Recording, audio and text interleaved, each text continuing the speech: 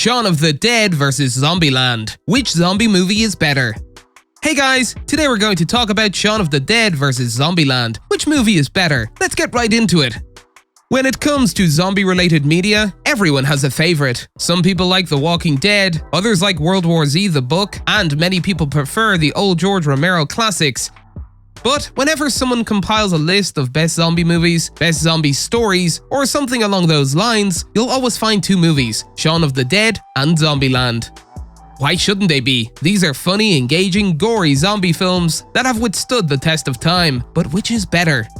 Let's first talk about Shaun of the Dead. What sets Shaun of the Dead apart from Zombieland is its clever writing and even cleverer jokes, some of which can only be noticed by eagle-eyed viewers or longtime zombie fans. The title is a play on George Romero's 1978 film, Dawn of the Dead, and there are plenty more jokes like it throughout the movie. To see an example of Edgar Wright's clever humor, start at the beginning. Following the breakup of Shaun and Liz, Ed takes Shaun to the pub and tells him in order what they are going to do to make him feel better. Looking back after watching the film, you realize Ed just gave away the entire plot in a matter of seconds.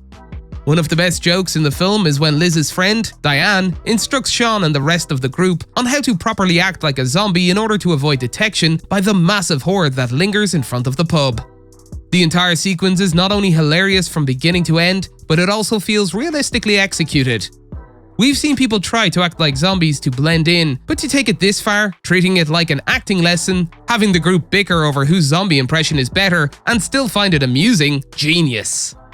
The joke even extends to how the action is handled, with many centered on the weapons used on the zombies. They are pelted with old records, but only the bad ones.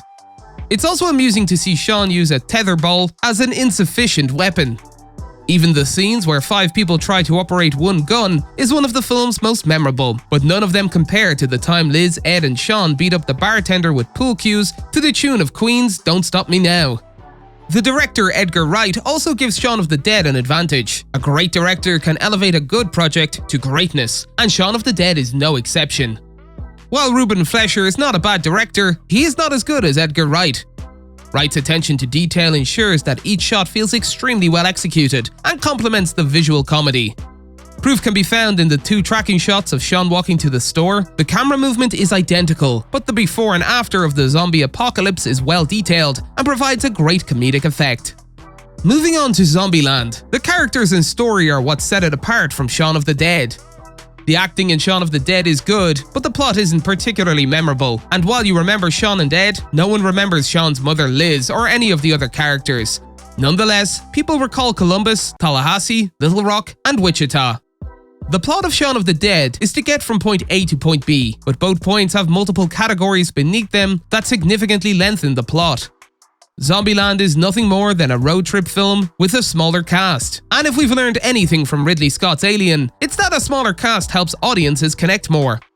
Plus, Bill Murray makes one of the funniest cameos of all time in Zombieland. He's only on the screen for about 10 minutes, but he completely steals the show.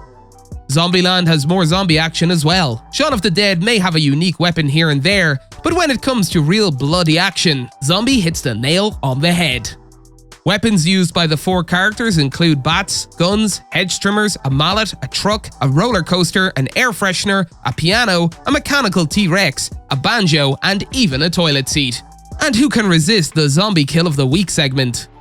In retrospect, what makes Zombieland better is that it is more realistic. While no one can deny Edgar Wright's stylized world, it can occasionally feel otherworldly and fake. The characters act like programs, telling various jokes, which, while not necessarily bad, detracts from the audience's ability to truly connect with the protagonists. The situations and explorations of the zombies themselves make Zombieland more interesting. Sure, there's a zombie turning off a car in Shaun of the Dead, and the satire sequence at the end where the British government discovers a use for zombies doing manual labor is very Romero. But those are mostly for bits and gags. Which of these two is the true zomcom? So, rather than discussing how these films differ, why not focus on what both films do well? For starters, both films feature characters with well-defined motivations, personality traits, and goals. One does it better than the other, but that doesn't mean the other does it poorly. This is apples and oranges again. You can eat them, you can like them, but you can't really compare the two in ways that most people want. That's all for today, and we'll be sure to catch you all in the next one.